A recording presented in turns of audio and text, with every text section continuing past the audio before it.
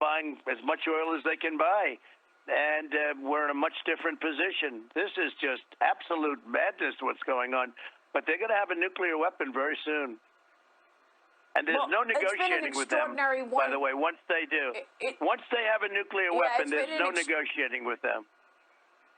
Well, it's been an extraordinary first year of the Biden administration. You've got many adversaries on the rise, and now we've got an Iran deal potentially happening. That's moving oil markets this morning. What about China, Mr. President? House Speaker Nancy Pelosi making a comment the other day, telling Olympic athletes to be quiet in the communist country. Here's Nancy Pelosi. Got to get your reaction. Watch.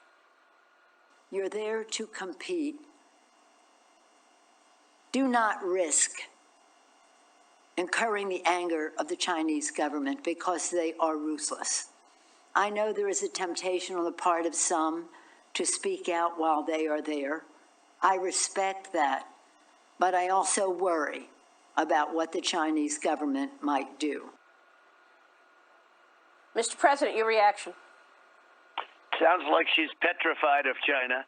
I don't know if it's for economic reasons her own or what the reasons, but when you speak of China that way, they have you over a barrel.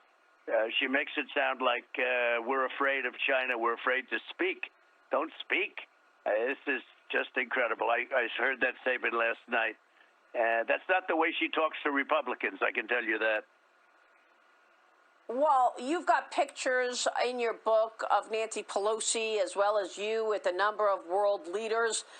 Your thoughts on this China conflict where we continue to see questions around conflicts of interest.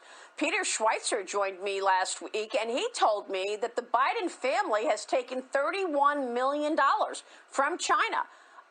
Should this be investigated? I mean, what is going on in terms of this conflict under your term? The Democrats and your critics were charging you with treason for Russia, and yet there's not a lot of conversation about Peter Schweitzer's book, Red-Handed. And I had nothing to do with Russia. It was a hoax made up by Hillary Clinton and the Democrats. It was a fake investigation, and it turned out no collusion, zero, no collusion. That was the end of the investigation. Nothing to do. It was a hoax made up by shifty Adam Schiff and Hillary Clinton, crooked Hillary, as I call her correctly. All of these things, and by the Democrats, basically. And they kept that going for 2 years, making it very hard to deal with Russia. Despite that, I had a good relationship with Russia, but I had nothing to do with anything. I got along with Putin. But it's a good thing to get it. You know, Maria, people don't know. It's a good thing to get along with these people, not a bad thing. And I had a great relationship with China. We made an incredible trade deal for the farmers, for the manufacturers. And then when COVID came along, I said, that's too much. That is just taking it too far. What they've done with this COVID is a disaster for the world. There's never been anything like it. But no, they're under the thumb of China. There's no question about it. And nobody's going to do anything. I'm the only one that did with China. I took in hundreds of billions of dollars worth of tariffs and taxes, and they're going to end all of that. They've already started, but they're going to end all of that. Hundreds of billions of dollars. We never took in 5 cents.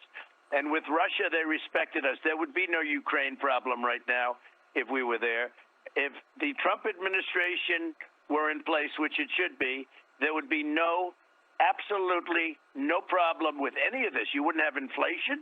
You wouldn't have rising taxes. You wouldn't have the problem with Ukraine. You wouldn't have the problem that you will have with Taiwan. Taiwan's going to be a big one. That's going to be after the Olympics. Watch that one take place. You know, it all started two things. The open border showed how weak we were, the open border. But the worst thing in terms of the embarrassment to our country in history, there's never been anything like that, was the way in which we pulled out of Afghanistan. Yeah. Well, you said Taiwan's going to be a big one. Are you saying you are expecting the CCP to invade Taiwan? He's going to do something. I can't tell you what, but he's going to do something.